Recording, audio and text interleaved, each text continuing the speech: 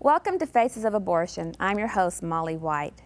Faces of Abortion is the only television program of its kind that deals with the painful truth of abortion. You will hear powerful testimonies from women and men who've experienced abortion and the devastation that it brought into their life.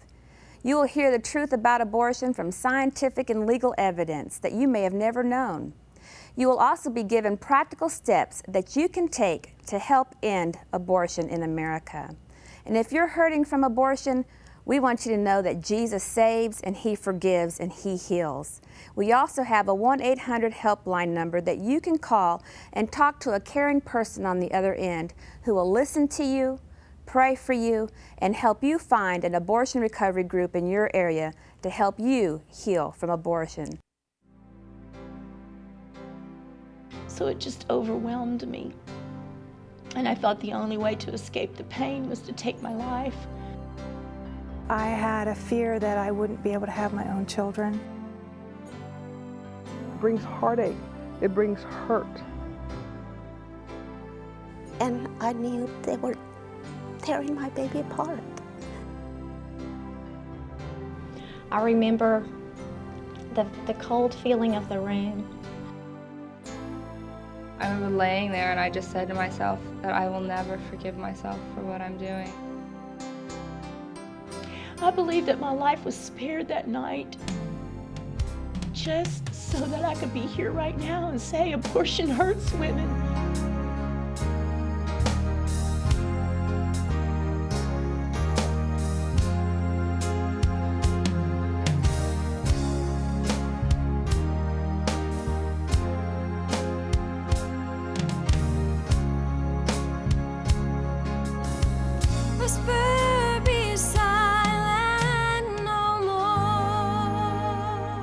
Welcome to Faces of Abortion. I'm your host, Molly White. I'd like to introduce to you my co-host, Clayton Trotter, the General Counsel of the Justice Foundation, and Alan Parker, the President of the Justice Foundation, and our special studio guest, Michelle Sprouls. Molly, I'm really excited about this week's program. We have two powerful testimonies with Luana and Michelle, both opening up and telling us about their abortion experiences and some of the things that they're going to be doing in the future because of abortion. So I think it's going to be a great program. That's right, Alan. We're going to hear Luana's testimony here in a few seconds, and hers has a little different outcome to where after her third abortion and getting married, she was never able to have children again. So here you're going to listen to Luana's testimony in her own words.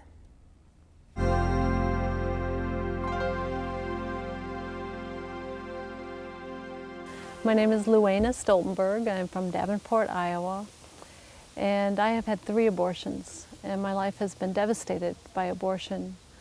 I chose abortion because a friend had told me that it was a good choice to make, and I felt like at the time I didn't have any other options.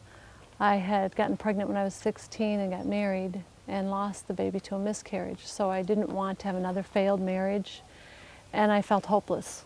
I felt like I didn't have any answers. So a friend told me that she had had an abortion and that it was a great option for her, so I thought, okay, I'll try that. Made an appointment at the clinic and went to have my abortion. It was out of town. And when I think about it, it seems like it was just yesterday. I remember being called in and laying on the table and just feeling like I didn't have a friend in the world. I remember looking up at the ceiling and just wishing somebody was with me and wishing it was over and it would end. And when the process began, it was so painful. I just remember it being severely painful, and I remember them telling me, it'll just be slight cramping. And it was the worst pain I ever had. And I kept trying to get up from the table and look to see what was in that jar, because I knew it wasn't just a blob of tissue like they had told me. I knew it was like common sense was telling me it had to be a baby, because it would grow to be a baby, and that's what I would have had. So I kept trying to get up, and I kept trying to look, and they kept pushing me back down on the table. And I just wanted it to end. When it finished, they told me I could go to a room, I could have some juice and some cookies, and if I felt okay, in 20 minutes I could go ahead and go home. I never felt okay, but I wanted out of there so bad. that I left in 20 minutes. The drive home was horrendous. The pain was terrible, and I was bleeding profusely. When I got home, I called the clinic and I said that I was bleeding, and they said, "It's not our problem. Make an appointment with your doctor." That was the last thing I was going to do because I was so ashamed about what I had done. I didn't want anybody to know. I didn't want anybody to know. That day, literally a part of me died, and my life just began to spin downwards. I began doing drugs. I began drinking a lot, and I moved to another city and started this lifestyle there. I thought I could run from everything, but I couldn't. And I just kept drinking and kept doing drugs and became promiscuous because I thought if I hated myself so much, the only way somebody was going to love me was if I gave them something in return, and that was myself. So I got pregnant 2 more times, and I chose abortion both times. And my life just became worse, which with every single one. I would just move and start this process all over again until I became so hopeless that I thought the only answer was suicide. I tried to kill myself 3 different times.